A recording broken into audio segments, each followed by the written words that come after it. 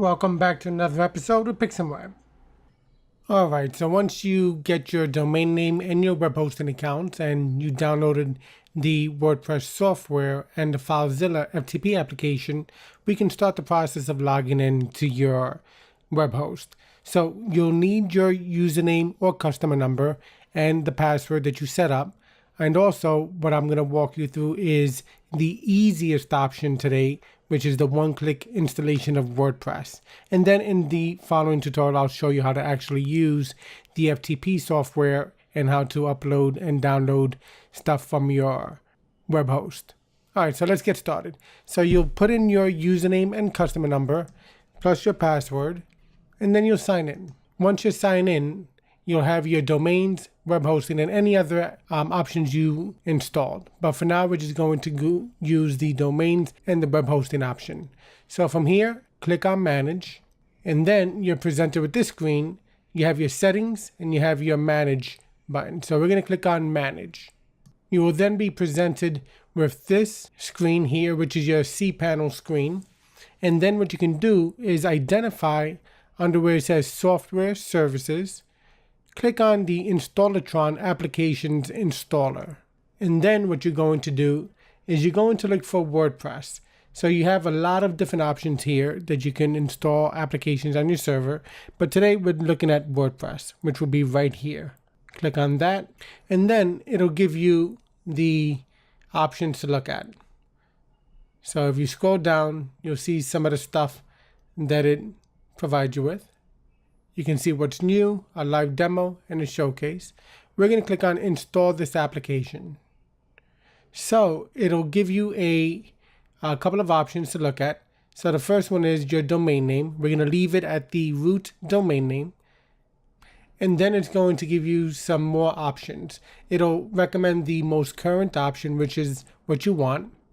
You're going to accept the license agreement, and then you're going to set the automatic update. You're going to leave it update to new minor versions and security releases.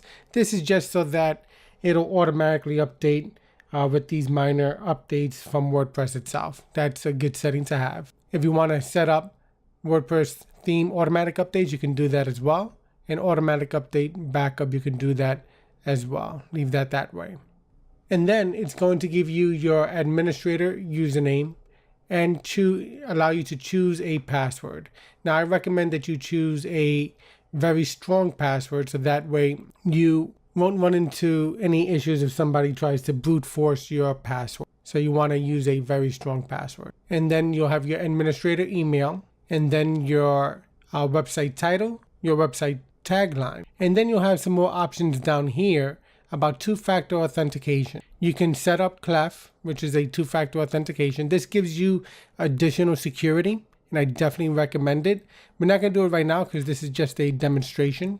And then you could also limit login attempts for increased security as well. And then if you want to enable multi-site, you can choose this one. But for 99% of websites, you're not going to need the multi-site setup. So it's recommended you choose the standard installation. And then you could choose to automatically manage advanced settings for me, or let me manage these settings. For now, I'm going to choose let me manage these settings. We're going to leave it database management. Automatically create a new database for the installed application. We'll leave that the way it is. All right, so once you have everything set up, you're going to want to make sure you have your copy down, your admin username, your admin password. If you need to show the password, click on the show password button. Make sure it's nice and strong, and make sure your administrator email is the email that you want to use. So you're going to want to make sure you have your administrator username, your administrator password, set the administrator email account so that way you have that saved. So once you have all that, you can click on Install. It'll run the process of installing WordPress on your website. You'll be prompted that it's installing and copying the database and tables, and then you have it installed. Once it's installed, you could open up a new browser window, type in your URL to the main domain name, and then you're going to see the front of your website, the front page. Now, it'll have your title, your tagline, and the Hello World post. Then what you want to do is in the domain bar, you can type in /, After your domain name, you're going to type in /wp-admin and press enter. And now this is where you're going to use your username or email and the password that you created. So here you'll put in your username, and then here you'll put in your password that you created, and then you click on login. Once you do that, you're going to be presented with the back end of your WordPress powered website. So as you can see, this is a very simple way to get started with WordPress. You buy your domain name, the web hosting account, and then you go to the one-click installation of WordPress. You're going to make sure to copy down your username, your password, and also make sure you have the copy of your email address that you want all updates and notifications to be sent to. So it's very simple to do with just a one-click installation. And then it brings you to your website and your backend. All right, so hopefully you enjoyed this episode where we demonstrated how to use the one-click installation of WordPress into your WordPress-powered website using the control panel and then the Installatron options. Give us a thumbs up if you enjoyed it.